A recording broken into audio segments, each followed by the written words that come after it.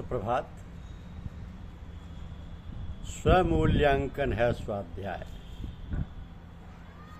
स्वमूल्यांकन है स्वाध्याय।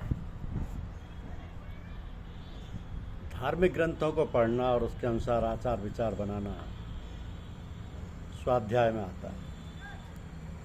स्व माने है अपना अध्याय। स्व माने अपना और अध्याय माने अध्ययन करना, देखना, भालना, निरीक्षण करना कि हमने प्रातः शैया त्यागने के बाद साय और रात्रि को सोने के समय तक कौन कौन से कार्य किए। जो शुभ कार्य किए उसके लिए भगवान को धन्यवाद और प्रार्थना करना कि प्रभु ये शुभ कार्य तो तेरी दया के पास है, हमें इतनी सामर्थ्य कहाँ। तथा जो बुरे कार्य हुए उसके लिए क्षमा मांगना, रोना, गड़गड़ाना कि हे प्रभु ये हमारी निर्बलता है, हमें इतनी बुद्धि और शक्ति सामर्थ्य नहीं कि इन अपराधों से बच सकें, अतः क्षमा करो नाथ और दया करो कि भविष्य में अपराध फिर ना हो। इस प्रकार स्वाध्याय करते रहना चाहिए, इससे मानव कुछ का कुछ हो जाता है। सबसे बड़ा मूल्यांकन है स्वयं का स्वाध्याय। लोग अपनी जागृत अवस्था में कहते हैं कि तू और यह संसार जिसमें तू रहता है एक अनंत समुद्र के अनंत तट का केवल रजकण मात्र है, और मैं अपनी स्वप्न में अवस्था में उनसे कहता हूँ मैं तो अनंत समुद्र हूँ और तीनों लोग मेरे तट पर रज के कण हैं। परमात्मा के सर्वप्रथम विचार में एक देवता था, पर परमात्मा के सर्वप्रथम वचन से मानव इंसान ही निकला। तो मानवता प्रकाश की वो प्रवाहशील नदी है जो अनादि से अनंत की ओर बहती। रात के रास्ते में से होकर जाने के सिवा प्रभात तक कोई कैसे पहुंच सकता है। रात के रास्ते में से होकर जाने के सिवा प्रभात तक कोई कैसे पहुंच सकता है। जब उसने किसी कुरूप चेहरे को देखकर उससे घृणा की और ये ना समझा कि वास्तव में ये उसका अपनी आत्मा का ही दूसरा रूप है, तो फिर क्या समझा। जब जीवन को अपने हृदय का गीत गाने वाला गायक नहीं मिलता, तभी वो किसी ऐसे दार्शनिक को जन्म देता है जो उसके मन की बात कह सके। हर एक बीज एक इच्छा के सदृश है। हम शब्दों के लहरों में हर समय डूबे रहते हैं, पर हमारा अंतरंग सदा चुप रहता है। वो दुखी हृदय भी कितना श्रेष्ठ है जो दूसरे प्रसन्नचित मनुष्यों के साथ आनंदपूर्ण गीत गा सकता है। जो आदमी तुम्हारी सेवा करता है, तुम स्वर्ण से भी मूल्यवान पदार्थ के लिए उसके ऋणी हो, इसलिए या तो उसे अपने हृदय दो या उसकी सेवा करो। तो ना तो हमें किसी विशेष व्यक्ति का अंधा अनुयायी बनना चाहिए और ना किसी संप्रदाय विशेष का अनुयायी। कभी की कल्पना और बिच्छू का डंक एक ही धरती से उठकर बढ़ा ही पाते हैं। कहा जाता है कि बुलबुल जब प्रेम भरे गीत गाती है तो पहले अपने हृदय को कांटे से चीर डालती है। हमारा भी यही हाल है, नहीं तो हम प्रेम के गीत कैसे गा सकते हैं। महात्मा भी शारीरिक आवश्यकताओं से छुटकारा नहीं पा सकते। यदि तुम जीवन के तह तक पहुंच जाओ तो तुम्हें हर एक वस्तु में सौंदर्य दिखाई देगा, यहाँ तक कि उन आँखों में भी जो सौंदर्य को देखने में असमर्थ है। पुरुष जब एक स्त्री के हाथ को छूता है तो वे दोनों अनंत की आत्मा को छूते हैं। तो तुम्हारी यथार्थता का केवल महान दुख या महान सुख ही प्रकट कर सकता है। इसलिए यदि तुम अपनी यथार्थता को प्रकट करना चाहते हो तो या तो तुम्हें नग्न होकर दिन में नाचना होगा या फांसी पर चढ़ना होगा। यदि प्रकृति हमारे संतोष के उपदेश सुन ले तो ना कोई दरिया समुद्र तक जा पाएगा और ना शीत ऋतु वसंत में ही बदलेगी। तुम निसंदेह बड़े दयालु और दानी हो जब तक किसी की आवश्यकता पूरी करते हो, पर ध्यान रहे कि दान देते समय अपना मुंह दान लेने वाले की ओर से फेर लिया करो, जिससे कि तुम लेने वाले की झिझक और लज्जा को ना देखो।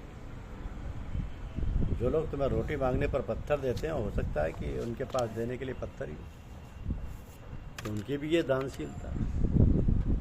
तुम अपने आत्मज्ञान के अनुसार ही दूसरे के गुण दोषों का निर्णय कर सकते हो। पर अब मुझे बताओ तो सही कि हम में से कौन अपराधी है और कौन निरपराध। वो आदमी वास्तव में न्यायवान है जो अपराधों के लिए अपने आप को आधा अपराधी अनुभव करता है। कितना मूर्ख है वो आदमी जो अपनी आंखों की घृणा को अपने होठों की मुस्कुराहट से छुपाना चाहता है। मैं कितना अधर्म हूँ कि जीवन ने मुझे स्वर्ण दिया और मैं तुम्हें चांदी देता हूँ, फिर भी मैं अपने आप को दानी समझता हूँ।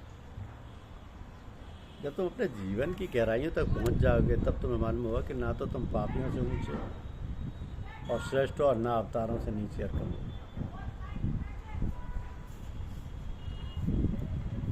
मैं उन लोगों से छोटा बनकर रहना पसंद करूँगा जो कल्पनाशीन और महत्वाकांक्षी, ना कि कल्पनाहीन और आकांक्षा रहित लोगों में बड़े से बड़ा बनकर। यदि तुम केवल उन्हीं बातों को देखते हो जिन्हें प्रकाश प्रत्यक्ष करता है और जिन्हें वाणी घोषित करती है, तो वास्तव में ना तो तुम देखते हो और न सुनते। तुम जहाँ से चाहो धरती खोद लो, तुम अवश्य ही खजाना पालोगे, पर शर्त यह कि तुमने एक किसान सा दृढ़ विश्वास होना चाहिए। दार्शनिक को भी अपना पेट पालने के लिए अपनी बुद्धि बेचनी पड़ती है।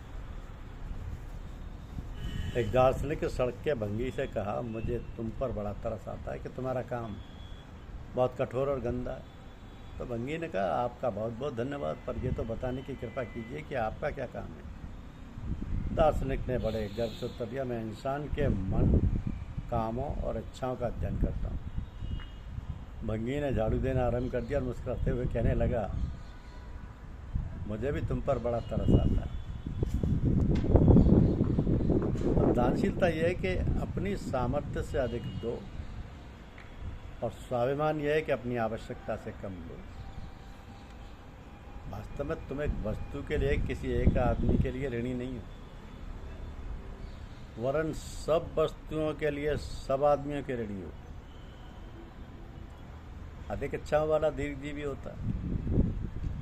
सौंदर्य देखने वाले की आंखों की अपेक्षा उसको चाहने वाले के हृदय में अधिक चमकता है। सौंदर्य, सुंदरता जिसको आप कहते हैं, वो देखने वाले की आंखों की अपेक्षा उसको चाहने वाले के हृदय में अधिक चमकता है। जो आदमी तुम्हारे सुखों में शामिल होता है पर दुखों में तुम्हारा साथ नहीं देता, वो स्वर्ग के 7 द्वारों में से एक की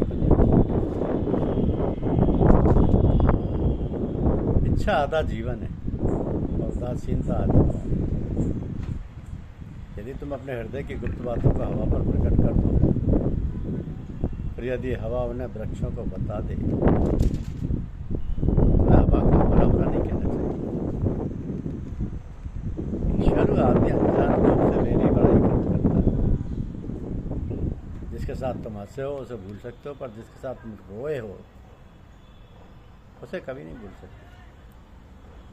यदि तुम अपने जाति, देश और व्यक्तिगत पक्षपातों से जरा ऊंचे उठ जाओ तो निस्संदेह तुम देवता के समान बन जाओगे। ये दुर्भाग्य है कि हम अपने खाली हाथ लोगों को और बढ़ाएं और कोई उनमें से कुछ दे। और ये बड़ी निराशा की बात है कि हम अपना भरा हुआ हाथ लोगों की ओर बढ़ाएं और कोई लेने वाला भी ना मिले, कोई लेने वाला भी ना मिले। ये और भी असफलता की स्थिति।